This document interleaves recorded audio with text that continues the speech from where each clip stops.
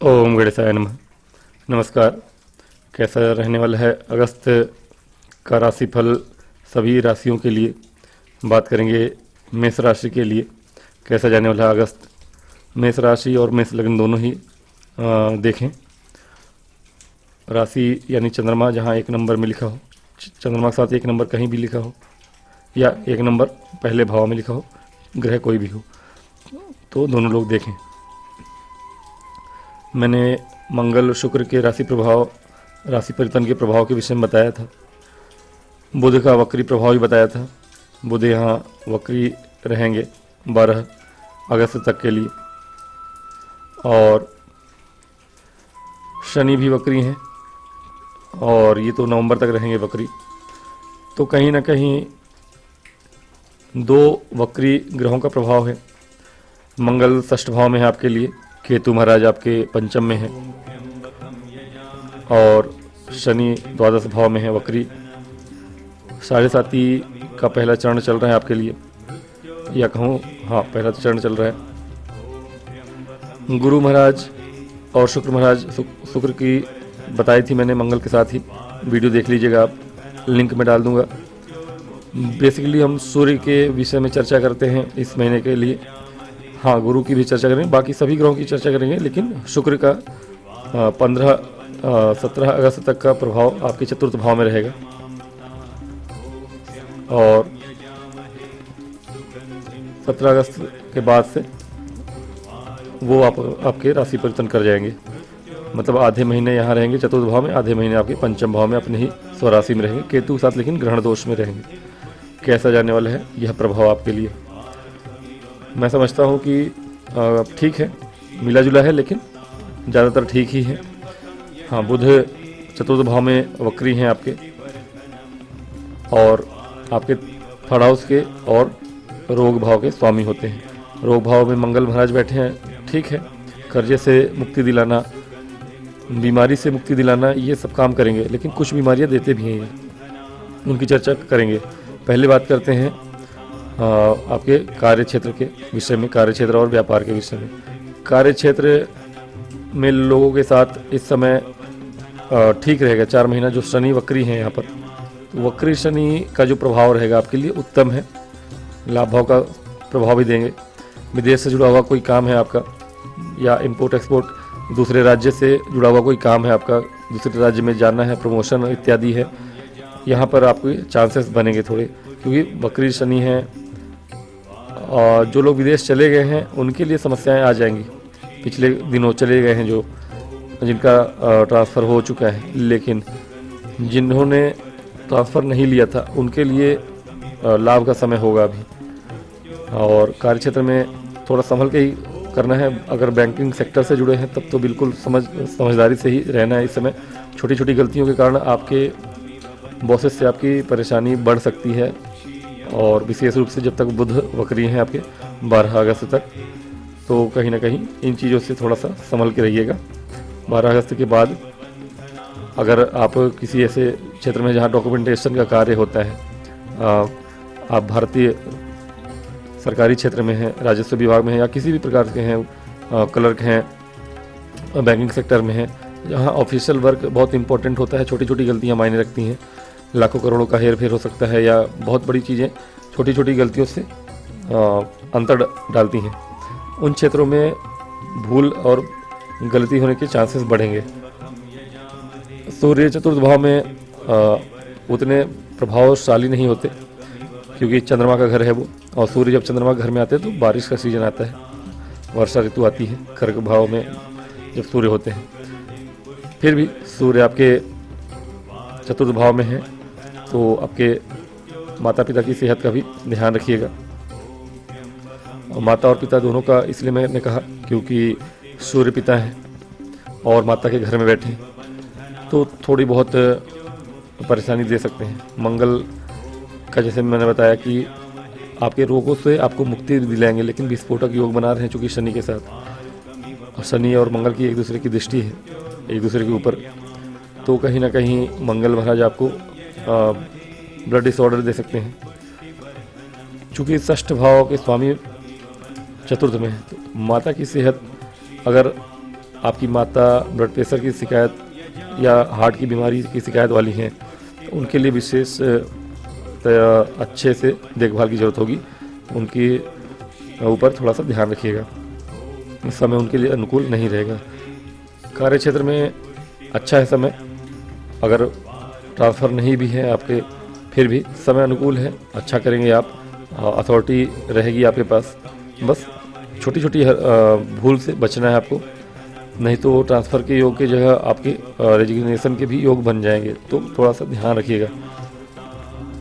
बात करेंगे व्यापार की, तो व्यापार तो बहुत ही अच्छा है, उत्तम है आप लोगों के लिए। व्यापार में बढ़ोतरी, जो भी मेष लग्न और मेष राशि के जातक व्यापार के क्षेत्र में है उनके लिए समय बहुत ही अनुकूल है।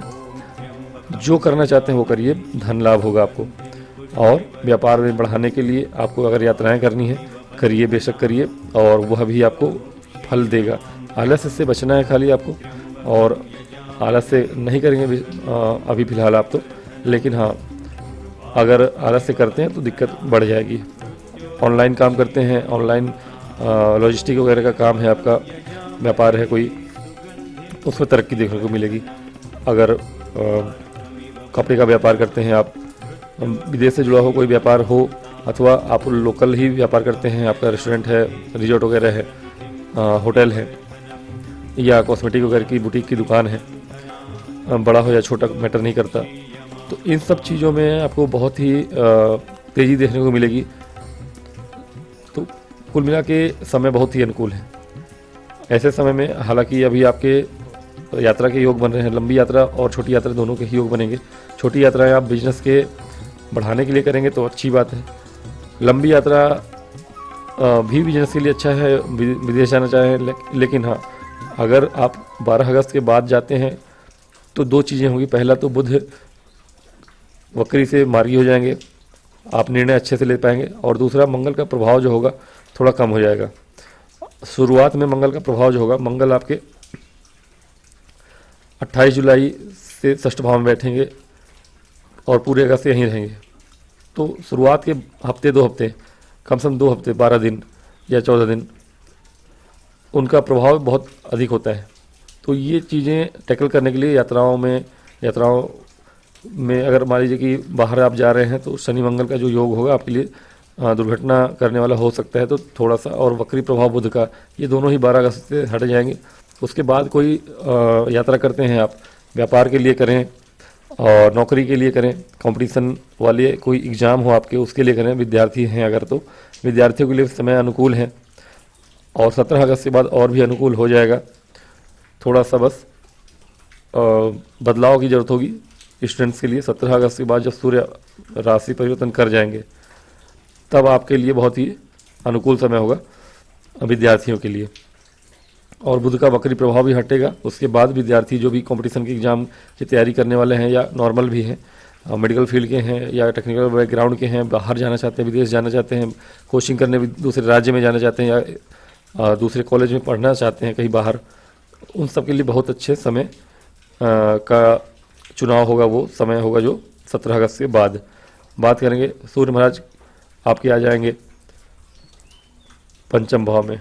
अब ये चीज़ आपके लिए रहेगा कि सूर्य का पंचम में आना ठीक है, अपने घर में आ रहे हैं, हाँ लव लाइफ के लिए अच्छा नहीं है, लेकिन मैं समझता हूँ कि आपके शिक्षा के लिए अच्छा है।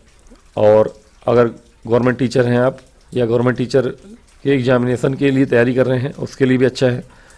गवर्नमेंट से जुड़ा हुआ कोई काम है आपका, उसके लिए अच्छा है, लाभ प्राप्ति होगी आपको।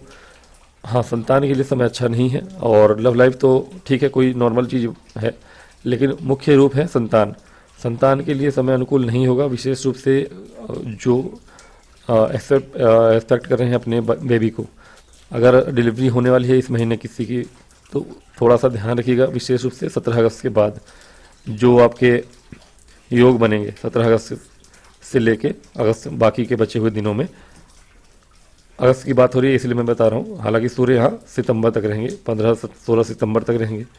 तो केतु के साथ सूर्य का होना, ग्रहण दोष में सूर्य अकेले भी काफ़ी होते हैं, केतु हैं, तो संतान के ऊपर परेशानियाँ बढ़ सकती हैं। बीमारियां और होने वाले संतान के लिए ज़्यादा परेशानी हो सकती है। डिलीवरी के समय में ऑपरेशन की नौबत आ सकती है, या फिर जिसको संतान चाहिए उसके लिए चीज़ें नॉर्मल नहीं होंगी, आपको मेडिकल का सहारा लेना पड़ सकता है। जब तक केतु आपके पंचम भाव में है तो थोड़ी सी नॉर्मल नहीं होगा, बिना दवाइयों के या बिना मेडिकेशन के नॉर्मली डिलीवरी या संतान उत्पत्ति के प्रोसेस को आप नहीं पूरा कर पाएंगे, तो इस पर भी ध्यान रखिएगा।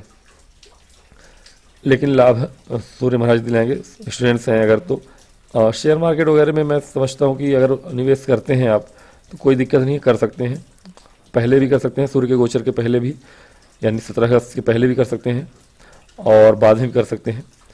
17 अगस्त के बाद करेंगे तो भी ठीक है, लेकिन थोड़ा सा ध्यान रखे करेंगे। 17 अगस्त या 12 अगस्त कम से कम बुध के वक्री प्रभाव को हटने के बाद ही करें तो अच्छा है। बुध 12 अगस्त से वक्री नहीं रहेंगे तो ठीक है, आप अच्छे निर्णय ले पाएंगे। सूर्य के वहाँ होने से कोशिश करिएगा कि आप लोगों के लिए विशेष रूप से अगर गवर्नमेंट की कोई बॉन्ड वगैरह खरीदते हैं आप, शेयर मार्केट में हैं या फिर ऐसे भी गवर्नमेंट की कंपनी की अगर शेयर खरीदते हैं आप, तो आपके लिए ज़्यादा बेटर होगा। बात करेंगे गुरु महाराज आपके सप्तम भाव को देख रहे हैं, शुक्र के घर को देख रहे हैं, शुक्र के साथ बैठे हैं। जैसा कि मैंने बताया व्यापार अच्छा चलेगा, उससे भी अच्छी चीज़ है वैवाहिक जीवन में। अभी के लिए तो अच्छा ही समय, वैवाहिक जीवन में दोष गुरु का शुक्र की राशि पे दृष्टिगोचर करना और शुक्र के साथ होना, ये दोनों ही अच्छा है। वैवाहिक जीवन अच्छा रहेगा आपका। धार्मिक यात्राएं भी करेंगे आप, जैसा कि गुरु और शुक्र दोनों ही गुरु हैं और ज्ञान भी है। 9 भाव पे हालांकि बहुत सारे ग्रहों का प्रभाव है, तो अपने पिताजी का भी ख्याल रखिएगा। जैसे मैंने शुरू में बताया था, पिताजी की सेहत का भी ख्याल रखिएगा। भले गुरु और शुक्र दो शुभ ग्रहों का प्रभाव है, लेकिन केतु मंगल शनि का भी प्रभाव रहेगा, तो कहीं ना कहीं पिता के सेहत का ध्यान आपको रखना पड़ेगा। उपाय के स्वरूप में मैं चाहता हूँ कि आप इस महीने सिर्फ 2 चीज़ें करें। पहला, दुर्गा सप्तशती में दिए गए कवच का पाठ करें, और दूसरा हनुमान चालीसा पढ़ें। और ये 2 चीज़ कर लेते हैं तो अच्छी बात है। और कुछ करना चाहते हैं तो विष्णु सहस्त्रनाम का पाठ करें। ये 3 चीज़ करें, आपको कभी कोई परेशानी नहीं होगी, स्वास्थ्य संबंधी परेशानियाँ या किसी अन्य तरह की भी परेशानियाँ। तो इसी के साथ मैं आज्ञा लूँगा, मिलूँगा नेक्स्ट वीडियो में। तब तक के लिए मुझे आज्ञा दें। नमस्कार।